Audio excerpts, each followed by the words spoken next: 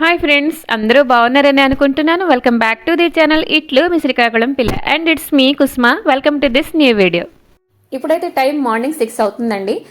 గుమ్మం కొంచెం అలా క్లీన్ చేసుకుంటాను అనమాట. అంటే ముగ్గు పెట్టడం పని అయితే నైటే చేసేస్తానులేండి. అయితే వర్షం పడుతున్నదండి, 3 to 4 days అయింది. అయితే నైట్ అయితే కొన్ని కుక్క పిల్లలు ఇవన్నీ వచ్చేసి షెల్టర్ కోసం ఇక్కడ ఉన్నాయి, వర్షం పడుతున్నాను కదా. అయితే పోన్లు అని చెప్పేసి ఊరుకున్నాను. బట్ మార్నింగ్ చూసేసరికి బురదకాలు ఇవన్నీ ఫుట్ ప్రింట్స్ అన్నీ ఉన్నాయండి. సో కొంచెం అలా క్లీన్ చేసుకుంటున్నాను అనమాట.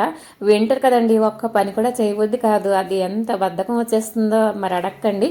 సో కట్ చేస్తే ఇదిగోండి పూజ అయితే స్టార్ట్ చేశాను అనమాట. అయితే ఈరోజు కొంచెం లేట్గా అనేది స్టార్ట్ చేశానండి. సో ఇక్కడైతే కొంచెం అంటే కుందులు ఏంటంటే రూపేరీతో క్లీన్ చేశానండి. సిల్వర్ డిప్ ఉంది కదా, దాంట్లో క్లీన్ చేస్తే చాలా కొత్త వాటిల్లో మెరుస్తున్నాయండి. సో నేను నెలంతా కూడాను సిల్వర్ డిప్ తోటే క్లీన్ చేయడానికి ట్రై చేస్తూ ఉంటానండి. సో కొన్ని పాత కుందులు ఇవన్నీ ఉండేనండి, అవన్నీ అయితే ఎక్స్చేంజ్ చేసేస్తాను. ఏంటి కాదండి, ఆ దీపం వెలుగుతుంటే ఆ అడుగు భాగాన్న కొంచెం అలా బ్లాక్గా వచ్చేస్తుంది అనమాట. ఎంత ట్రై చేసినా కూడా వదలవు. సో ఎక్కువ పాతగా అయిపోతూ ఉంటే మార్చేస్తూ ఉంటాను అనమాట. సో కట్ చేసి ఇదిగోండి ఈరోజు అలంకరణ స్వామి వారికి గులాబీ పువ్వులతో చేశాను అనమాట. ఒకరు కామెంట్ పెట్టారనమాట, అంటే దేవుడికి వస్త్రాలు వేయడం ఆ వీడియో నాతో షేర్ చేయండి అని చెప్పేసి. ఫస్ట్ ఆఫ్ ఆల్ మీ వాల్యుబుల్ కామెంట్కి చాలా థ్యాంక్స్ అండి. అయితే ఒకట్లేండి, ధనుర్మాసం నడుస్తున్నది కదా, కాబట్టి అంటే దేవుడి విగ్రహాలు జరపను. అయితే ఈ మాసం నాకేంటంటే భోగి రోజు ఎండ్ అవుతుందండి. సో ఏంటంటే గోదా కళ్యాణం చేసుకుందాం అనుకుంటున్నాను, కొత్త వస్త్రాలు కూడా కుట్టించుతున్నాను. అండ్ ఏంటంటే నేను దేవుడి కోసం షాపింగ్ చేశాను, ఇవన్నీ కూడా మంచిగా ఒక వీడియో సెపరేట్గా చేస్తానండి, మీతో తప్పకుండా షేర్ చేసుకుంటాను. సో పూజ అయితే సింపుల్గా చేసేసానండి. సో ఇదిగోండి ఒకసారి కౌంటర్ టాప్ అంతా కూడాను ఏంటంటే కొంచెం జిడ్డు మరకలు ఇవన్నీ ఉంటాయి కదండి, ఇలా శుభ్రంగా విమ్ వేసేసి వారానికి ఒక 2-3 రోజులైనా కూడా ఇలాగా ఎక్కువ సబ్బు బురుగు వచ్చేలా డీప్గా క్లీన్ చేసుకుంటాను అనమాట. ఇంకాను తోమిన గిన్నెలన్నీ కూడా ఉన్నాయండి, అవన్నీ సర్దుకోవాలన్నమాట. ఒకసారి ఇలా క్లీన్ చేసేసుకుంటే ఆ కౌంటర్ టాప్ మీద కటింగ్ చేయడం ఇవన్నీ కూడా పనులు అవుతుంటాయి. కాబట్టి క్లీన్గా ఉంటేనే కొంచెం మనసుకి బాగుంటుందన్నమాట. సో అది. సో పదండి వీడియోలోకి అయితే వచ్చేద్దాం. మీ సంగతులు ఏంటి, ఎలా ఉన్నారు ఏంటి, పండగ షాపింగ్ అయిపోయిందా, ఇంకా న్యూ ఇయర్ కూడా రాబోతున్నది, ఏంటి మీరు ఎలా జరుపుకుంటారు ఏంటి, నాతో తప్పకుండా కామెంట్ చేయండి. సో నేనైతే న్యూ ఇయర్ వస్తున్నది అని అంటే ఒక్కటే నేను డిసైడ్ అవుతున్నానండి.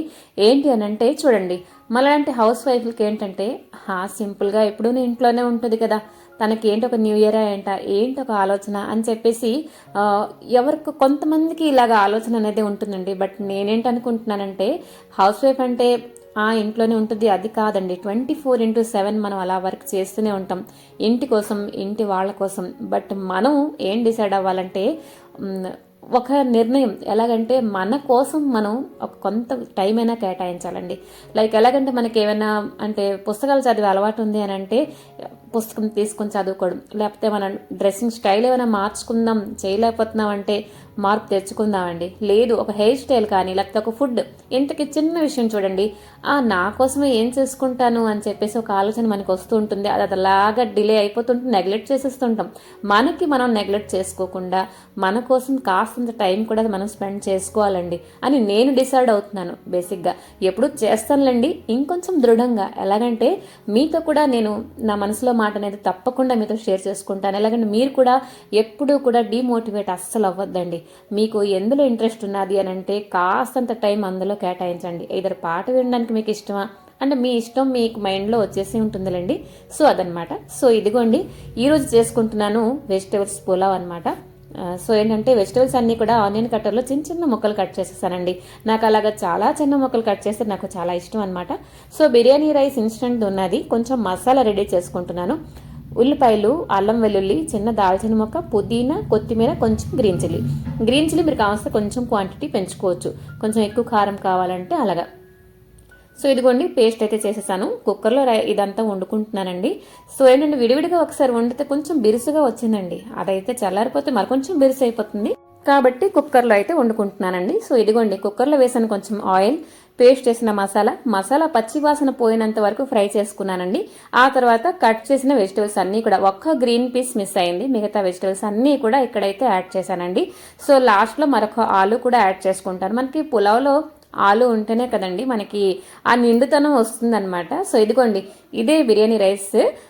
సో అందులోనే కొంచెం మసాలా ఇవన్నీ ఉన్నాయిలేండి, కాబట్టి ఎక్కువ మసాలాలు ఏంటి యాడ్ చేయలేదు. లేకపోతే అనాస పువ్వు, ఇలాచి, మిరియాలు ఇవన్నీ కూడా నేను అంటే నార్మల్గా పులావ్ చేస్తారు కదా అలా కూడా చేస్తూ ఉంటాను. సో ఇదిగోండి, 1 గ్లాస్ బియ్యంకి 2 గ్లాసుల వరకు వాటర్ అయితే యాడ్ చేశాను అనమాట. ఒకసారి మంచిగా కలిపేసి, ఎందుకంటే అడుగున మనకి మసాలా ఉంది కదా, అది కానీ కలవకపోతే అడుగు అంటేస్తుందండి కుక్కర్ అయితే.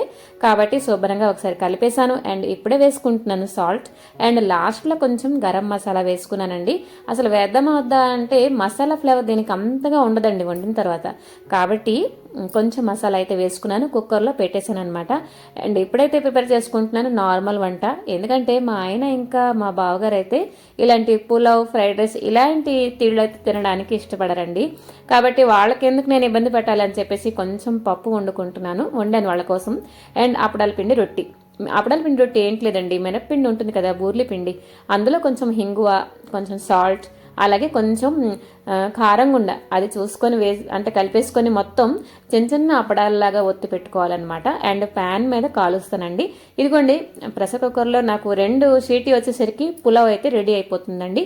అండ్ ఈరోజు చేశాను ఆలుదమ్ కర్రీ కూడా చేశాను అనమాట.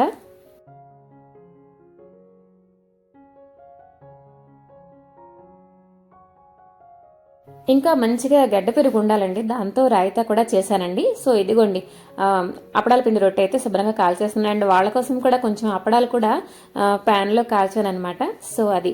అండ్ పులావ్ కూడా చాలా చక్కగా వచ్చిందండి. అయితే ఇదైతే చాలా చిన్న బ్లాగ్ అండి. ఐ హోప్ మీ అందరికీ నచ్చిందని అనుకుంటున్నాను. పులావ్ ఒకసారి ట్రై చేయండి, ఎలాగుంది అంటే తప్పకుండా కామెంట్ చేయండి.